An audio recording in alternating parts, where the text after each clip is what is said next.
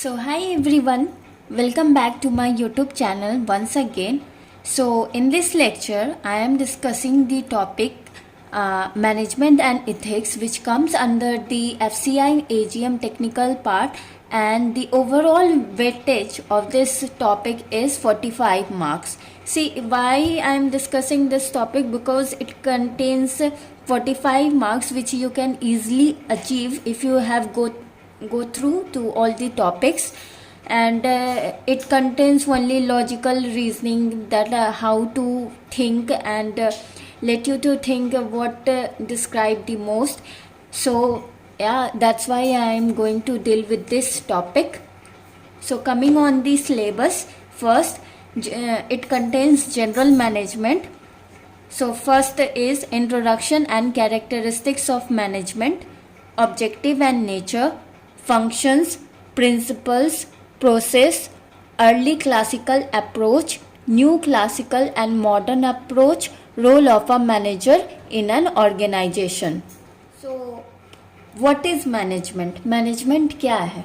Management, देखो, आप लोग कोई भी चीज़ को अगर मान के चलो कि हम लोग स्टडी प्लान कर रहे हैं, तो उस चीज़ में हम लोग जो स्टडी प्लान कर रहे हैं, कब क्या पढ़ना है, कैसे क्या करना है, वो एक प्रोसेस जो हो गया, वो भी हमारे एक मैनेजमेंट में ही आया. तो इट्स नॉट लाइक दैट कि मैनेजमेंट एक पर्टिकुलरली टर्म ही है, ये आपके हर चीज़ में आ सकता है. मैनेजमेंट मतलब वो कि आप लोग क्या कैसे कर रहे हो कोई भी चीज़ को, ऑब्जेक्टिव को अचीव करने में. बट यहाँ मैनेजमेंट और इथिक्स में इसका क्या मतलब है, आइए वो पढ़ते हैं हम लोग. What is management? Administrating and organizing process and affairs of the organization so as to achieve the objective of the organization. See what I told you, objective of the organization. Okay, it may be like example as human resource and financial resource.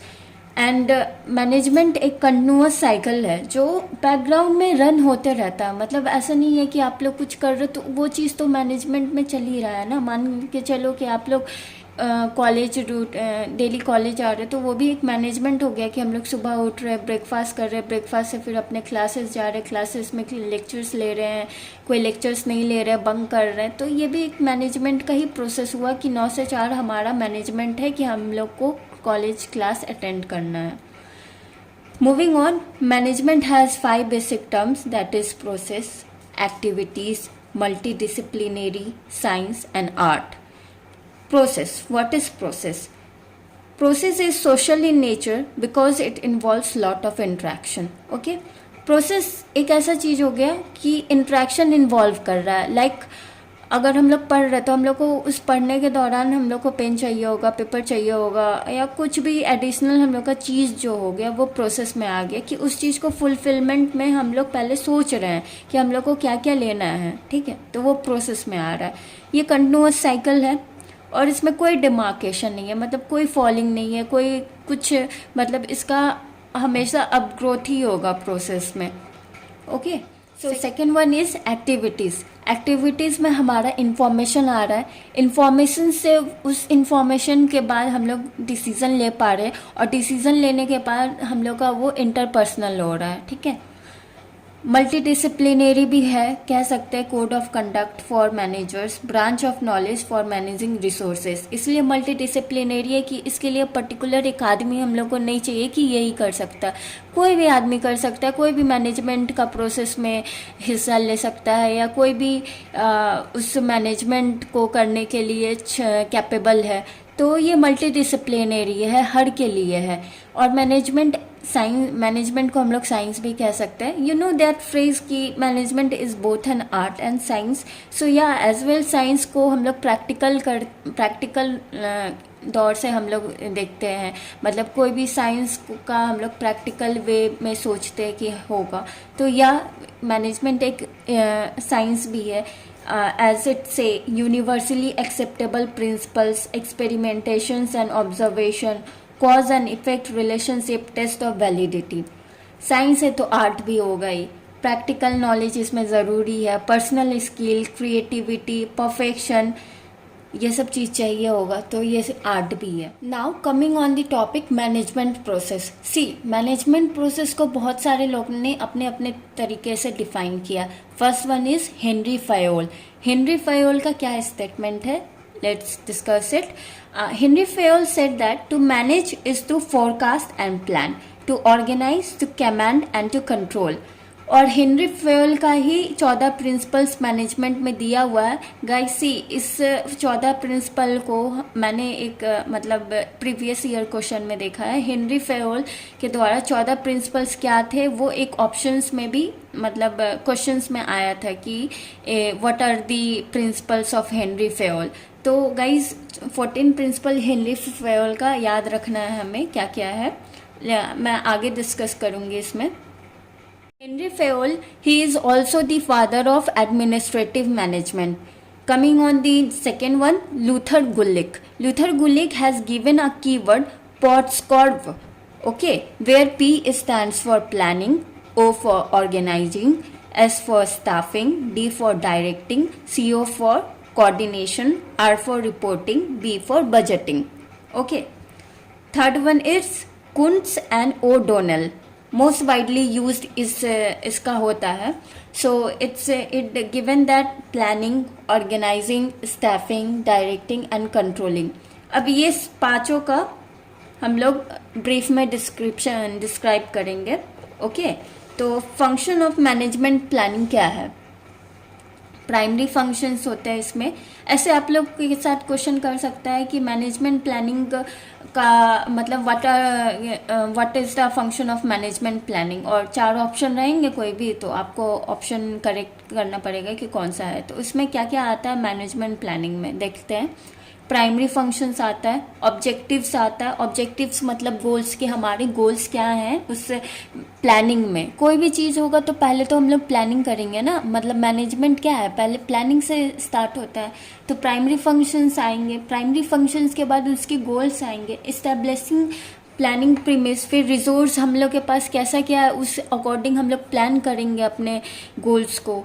Okay, next one is choice of alternative course of action, formulation of derivative plans, securing cooperation and follow up appraisal of plans. like union budget, ये हम लोग जानते हैं topic, ये हमेशा मतलब change होते हैं। Union budget of 2020, union budget of 2021। तो ये क्या है, ये भी तो एक प्लानिंग ही है ना, मतलब आगे हम लोग सोच के चल रहे हैं किसको हम लोग क्या क्या प्लानिंग किस किस को दे रहे हैं, इसका क्या मतलब वे ऑफ अर्निंग और स्पेंड मनी, इस पे क्या क्या आने वाला है। तो ये भी एक प्लानिंग का ही पार्ट हो गया union budget. See, union budget is the plan of government, government का ये प्लान हुआ, planning process, where it is a plan document, way of earning and spend money. Second one is functions of management organizing, and it contains synchronizations and combinations of human, physical and financial resources, identification of activities, classification of grouping of activities। इस दोनों को लेकर हम लोग मतलब मान के चलो मैनेजमेंट क्या हो गया, अगर हम लोग कोई एग्ज़ाम दे रहे हैं, okay, and that contains the syllabus common, जैसे क्वांट और रीजनिंग, कोई भी 4 एग्ज़ाम हम लोग उठा के ले लो अपने एग्रीकल्चर का, और क्वांट और रीजनिंग सेम आ रहे, तो वो तो हम लोग का मतलब दोनों का एक साथ एक ही बार तैयारी करेंगे। ऐसा नहीं है कि हर चीज़ के लिए अलग अलग करेंगे। हाँ, अपार्ट फ्रॉम दिस हमारा जो अलग से सिलेबस होगा उसका अलग से तैयारी करेंगे। तो वो हो गया मैनेजमेंट ऑर्गेनाइजिंग में हम लोग का आएगा क्वांट और reasoning. Okay, like club this together, और I can say study them together like quant and reasoning. Assigning of duties आता है इसमें, delegation of authority and creation of responsibility. Guys, ये वाला क्वेश्चन मैंने देखा था, इसका क्वेश्चन ऐसे था, फिल इन द ब्लैंक्स करके, delegation of what is the function of management organizing under delegation dash and dash of responsibility. तो आंसर यहाँ अथॉरिटी और क्रिएशन होगा। Okay, coordinating authority and responsibility relationships, अब जैसे देखो कंपनी का कोई भी स्ट्रक्चर्स होता है, ठीक है, एफसीआई ही ले लो, एफसीआई के अंडर चेयरमैन, चेयरमैन के अंडर सब कैटेगरीज रहेगा। तो इनके जैसे अकाउंट्स हो गया, लीगल डिपार्टमेंट्स हो गया, जनरल हो गया और टेक्निकल हो गया। तो ये सब जो सब डिवीज़न हुए हैं हम लोग का, तो वो अलग अलग रिस्पॉन्सिबिलिटी सबका होगा। ये नहीं कि एक का रिस्पॉन्सिबिलिटी एक ही होगा, सब चारों सब डिवीज़न का अलग रिस्पॉन्सिबिलिटी होगा। लेकिन ये अलग अलग रिस्पॉन्सिबिलिटी भी तो एक ही के अंदर आ रहे हैं। चेयरमैन कर रहा है, और चेयरमैन किसके अंदर आ गया? एफसीआई के अंदर। तो ये भी मैनेजमेंट ऑर्गेनाइजिंग हो गया कि हम लोग का गोल्स अलग अलग है, लेकिन एक पर्टिकुलर गोल ही वो अचीव करने के लिए लगा रहे हैं सब। मतलब सब अपने अपने तरीके से अलग अलग मैनेजमेंट कर रहे हैं, लेकिन एक गोल को अचीव करने के लिए। Okay, third one is Koontz and O'Donnell का फंक्शन ऑफ मैनेजमेंट स्टाफिंग में आता है। मतलब right person for the right job. ऐसा नहीं है कि वो जॉब है तो अगर वो राइट पर्सन है तो वो जॉब ले लेगा, उसके लिए कैरेक्टरिस्टिक्स और फीचर्स होना जॉब के लिए, मतलब जो जॉब का रिक्वायरमेंट है उस रिक्वायरमेंट से उसका मैच करना चाहिए, तभी वो उस जॉब को ले सकता है। और ऐसा you may be very talented but it is not required by your job, कि तुम टैलेंटेड हो लेकिन वो जॉब के लिए फिट नहीं हो तो वो तुम्हें नहीं लेंगे। तो वो एक स्टाफिंग का प्रोसेस हुआ, ठीक है। I can not be a scientist like, okay. Man power planning है, रिक्रूटमेंट सिलेक्शन होता है, प्लेसमेंट होता है। अब देखो ना, जैसे एफसीआई एजीएम हो गया, ठीक है। ऐसा नहीं है कि हम लोग पेपर दिए और सेलेक्ट हो गए, इसके अंदर भी प्रोसेस होंगे। पहले हम लोग मेंस देंगे, फिर प्री देंगे, फिर उसके बाद नहीं सॉरी पहले प्री देंगे, फिर मेंस देंगे, फिर हम लोग का इंटरव्यू होगा, फिर उसमें सिलेक्शन होगा, तब जाके हम लोग को जॉब मिलेगा। तो ये क्या हो गया? स्टाफिंग हो गया, मतलब छटते जा रहा है हर एक लेवल पे। ओके तो इसमें ट्रेनिंग एंड डेवलपमेंट भी आया, रेन्यूमरेशन आया, very big expect and motivator, मतलब right person have right to vote, like performance appraisal आया, परफॉर्मेंस कैसा किसका क्या रह रहा है, प्रमोशन एंड ट्रांसफ़र, फिर परफॉर्मेंस के लेवल पे उनका प्रमोशन और ट्रांसफ़र होना। Fourth one is function of management directing.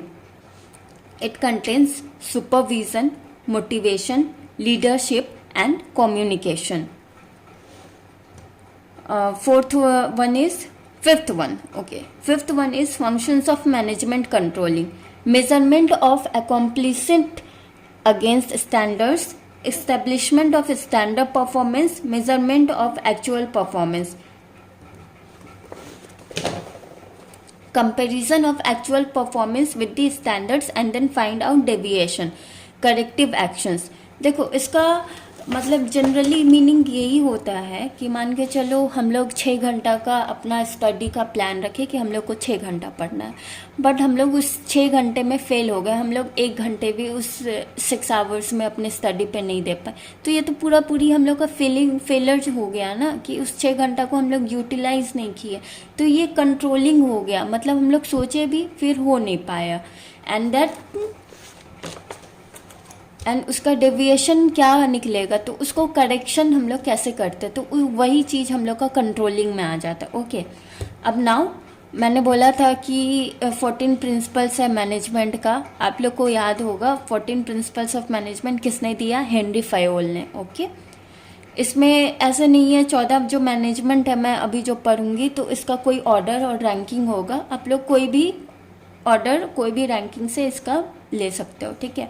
First one is division of work का डिवीजन होना है, अथॉरिटी एंड रिस्पॉन्सिबिलिटी, फिर उनके पास अथॉरिटी और रिस्पॉन्सिबिलिटी आएगी, डिसिप्लिन, यूनिटी ऑफ कमांड, मतलब 1 पर्सन शुड हैव 1 बॉस, एक कमांड होगा, मतलब एक स्ट्रिक्ट कमांड मिलेगा, ठीक है। Unity of direction, interest, individual interest नहीं देखा जाएगा यहाँ, ओवरऑल इंटरेस्ट देखा जाएगा। Okay remuneration, right to keep the people fair, मतलब एक फेयर डिसीजन के तौर पे इनका ये होगा। ओके सेंट्रलाइजेशन होगा, लेवल पावर ऑफ कंपनी, क्या स्टैंडर्ड्स हो सकते हैं उनके। ओके स्केलर चेन होगा, लाइन ऑफ कमांड, मतलब उस लाइन से ही फॉलो करना है तुम्हें, पहले ये होगा फिर ये होगा फिर ये होगा, ऐसे जो होगा उसको स्केलर चेन कहेंगे। Okay then next 10th number पे ऑर्डर आता है, फिर इक्विटी होगा, everybody should be treated equal, equity का मतलब ये यहाँ पे होता है। ओके 12th में stability of tenure, 13 is initiative लेंगे and 14 is esprit de corps, team unity जिसको कहा जाता है। So this is the 14 principle of Henri Fayol. I hope guys आप लोगों को ये टॉपिक थोड़ा समझ में आ रहा होगा मैनेजमेंट एंड इथिक्स का। मैं इसलिए ये डिस्कस कर रही हूँ क्योंकि ये ईजिली स्कोरेबल सब्जेक्ट है। अगर 45 मार्क्स ऐसे ही हम लोग को पढ़ के लॉजिकल रीजनिंग से सॉल्व करके, दिमाग का खेल है बस, तो आप लोग अगर लगा सकते हो तो ये 45 मार्क्स ईजिली हम लोग को आ सकते हैं। So that's all for today. I hope आप लोग को ये लेक्चर अच्छा लगा होगा, and if you did then please मुझे कमेंट करके बताना कैसा लगा। एंड या प्लीज़, मेरा चैनल न्यू है तो सब्सक्राइब करना मत भूलना, and do share it if you find it helpful with your self. Thank you, bye bye.